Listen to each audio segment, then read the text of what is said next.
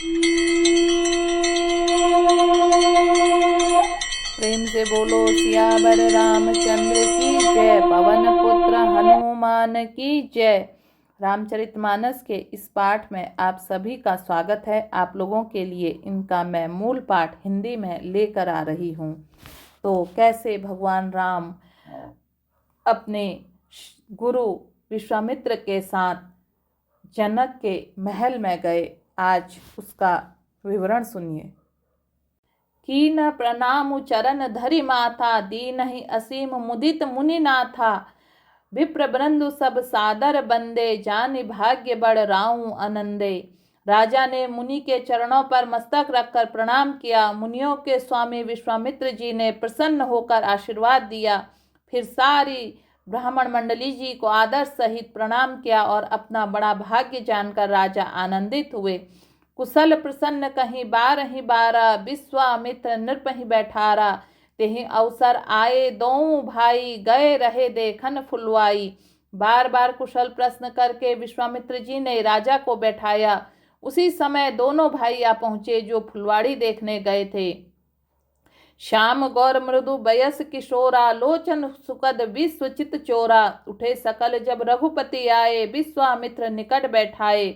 सुकुमार किशोर अवस्था वाले श्याम और गौर वर्ण के दोनों कुमार नेत्रों को सुख देने वाले और सारे विश्व के चित्त को चुराने वाले हैं।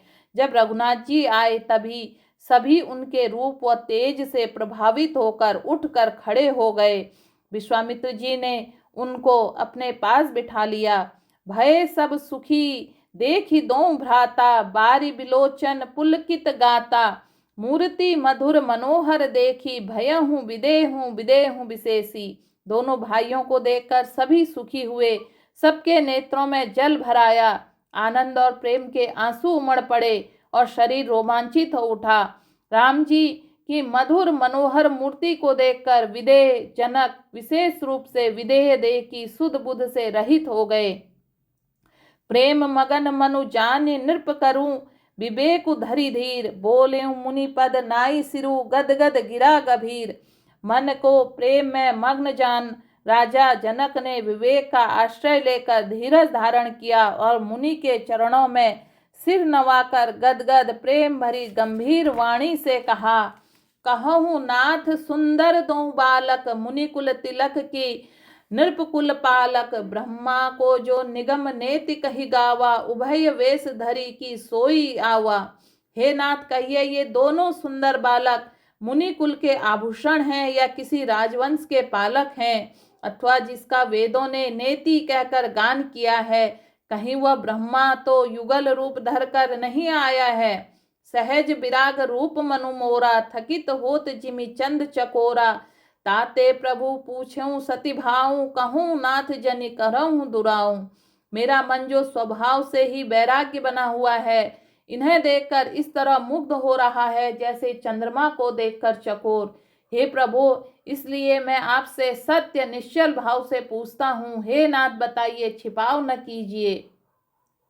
इन्हीं बिलोकित अति अनुरागा, बरबस ब्रह्मा सुख ही मन त्यागा। कह मुनि बिहसी कहे हूँ नृप की नीका, बचन तुम्हारा न होई अली का। इनको देखते ही अत्यंत प्रेमवश होकर मेरे मन से जबरदस्ती ब्रह्मा सुख को त्याग दिया है। मुनि ने हंसकर कहा, हे राजन, आपने ठीक यथार्थ ही कहा। आपका वचन मिथ्या नहीं हो सकता।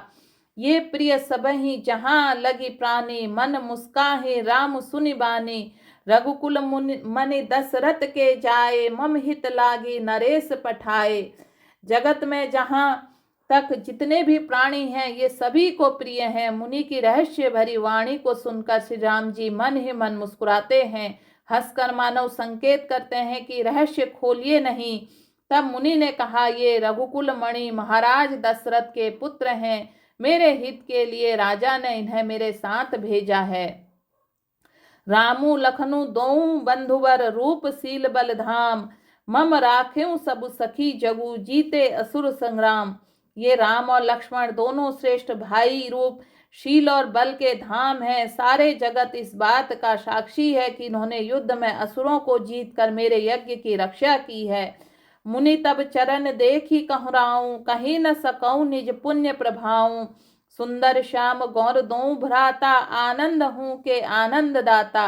राजा ने कहा, हे मुनि, आपके चरणों के दर्शन कर मैं अपना पुण्य प्रभाव कह नहीं सकता। ये सुंदर श्याम और गौर वर्ण के दोनों भाई आनंद को भी आनंद देने वाले हैं। इन्ह के प्रीति परस्पर पवानी, कहीं न जाई मन भाव सुहावनी। सुनहु नाथ का मुदित विदे हूँ, ब्रह्मा जीव इव सहेज सने हूँ। इनकी आपस की प्रीति बड़ी पवित्र और सुहावनी है। वह मन को बहुत ही भाती है, पर वाणी से कही नहीं जा सकती है। विदेह जनक जी आनंदित होकर कहते हैं, हे नाथ सुनिए, ब्रह्मा और जीव की तरह इनमें भी स्वाभाविक प्रेम है। पुनि पुनि प्रभु चित्व नर नाहू, पुलक गातुर अधिक उछाहू। मुनहि प्रशंसी नाई पद सीसु, चले लवाई नगर अवनीसु। राजा बार बार प्रभु को देखते हैं, दृष्टि वहां से हटना ही नहीं चाहती है। प्रेम से शरीर पुलकित हो रहा है और हृदय में बड़ा उत्साह है।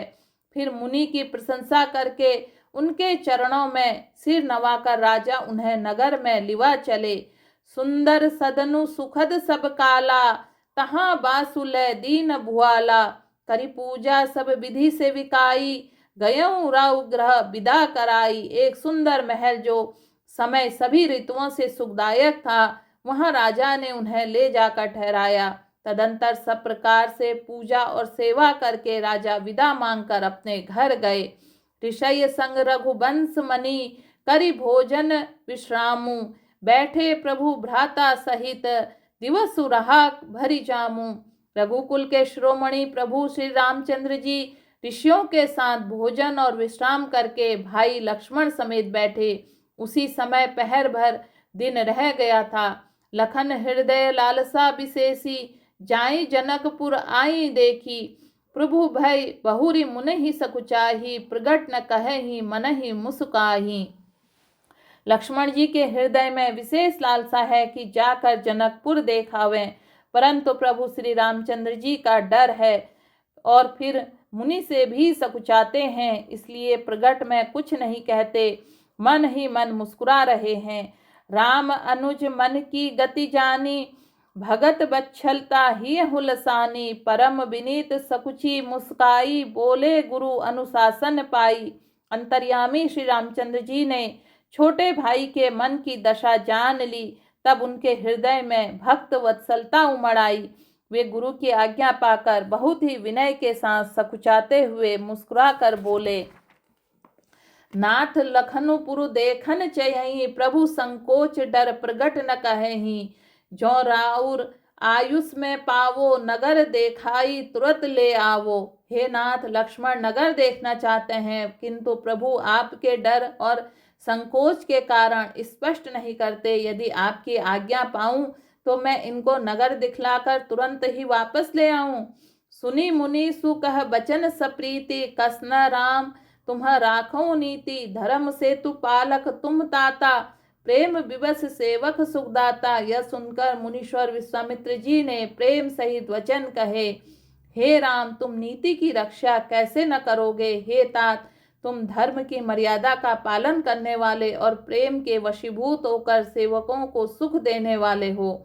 जाई देखी आवहूँ नगरूं, सुख निधान दो भाई। करहूँ सुफल सबके नयन, सुंदर बदन देखाई। सुख के निधान दोनों भाई जाकर नगर देखाओ, अपने सुंदर मुख दिखलाकर सब नगर निवासियों के नेत्रों को सफल करो। मुनि कर पद कमल बंदी दो भ्राता, चले लोक लोचन सुखदाता। बालक वृंद देखी अति शोभा, लगे संग लोचन मनु लोभा।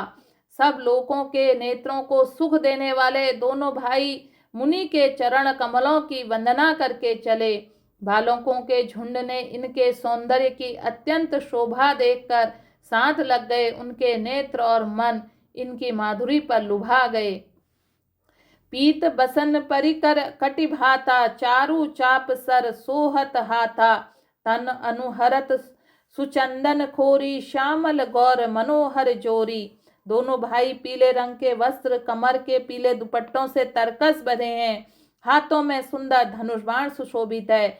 श्याम और गौर वर्ण शरीर के अनुकूल, अर्थात जिस पर जिस रंग का चंदन अधिक फबे उस पर उसी रंग के सुंदर चंदन की खौर लगी है। सांवरे और गोरे रंग की मनोहर जोड़ी है। के हरिकंदर बाहु विशाला, उर अति रुचिर नागमणिमाला, सुभग सोन सुरसी रुह लोचन, बदन मयंक ताप त्रय मोचन। सिंह के समान पुष्ट गर्दन, गले का पिछला भाग है, विशाल भुजाएं हैं, चौड़ी छाती पर अत्यंत सुंदर गज मुक्त की माला है, सुंदर लाल कमल के समान नेत्र हैं, तीनों तापों से छुड़ाने वाला चंद्रमा के समान मुख है। कानहि कनक फूल छवि देहि, चितवत चितहि चोरी जनु लेहि, चितवनि चारु भ्रुकुटि बर बांकी, तिलक रेख शोभा जनु चाकी। कानों में सोने के कर्णफूल अत्यंत शोभा दे रहे हैं और देखते ही देखने वाले की चित्त को मानो चुरा लेते हैं। उनकी चितवन दृष्टि बड़ी मनोहर है और भौहें तिरछी एवं सुंदर, माथे पर तिलक की रेखाएं ऐसी सुंदर है मानो मूर्तिमती शोभा मुहर लगा दी गई हो। रुचिर चौतनी सुभग सिर मेचक, कुंचित केस नख सिख सुंदर बधु दोऊ, शोभा सकल सुदेश। सिर पर सुंदर चौकोनी टोपियां दिए हैं और काले घुंघराले बाल हैं। दोनों भाई नख से लेकर शिखा तक, एड़ी से चोटी तक सुंदर और सारी शोभा जहां जैसी चाहिए वैसी ही है। देखन नगर भूप सुत आए, समाचार पूर्वा सिन्ह पाए, धाए धाम काम सब त्यागी, मनहु रंक निधि लूटन लागी। जब पूर्ववासियों ने यह समाचार पाया कि दोनों राजकुमार नगर देखने के लिए आए हैं, तब वे सब घर बार सब काम काज छोड़कर ऐसे दौड़े मानो दरिद्र धन का खजाना लूटने के लिए दौड़े हों। निरखी सहज सुंदर दो भाई, हो ही सुखी लोचन फल पाई, जुबती भवन जरोख नहीं लागी, निरख ही राम रूप अनुरागी। स्वभाव से ही सुंदर दोनों भाइयों को देखकर वे लोग नेत्रों का फल पाकर सुखी हो रहे हैं। युवती स्त्रियां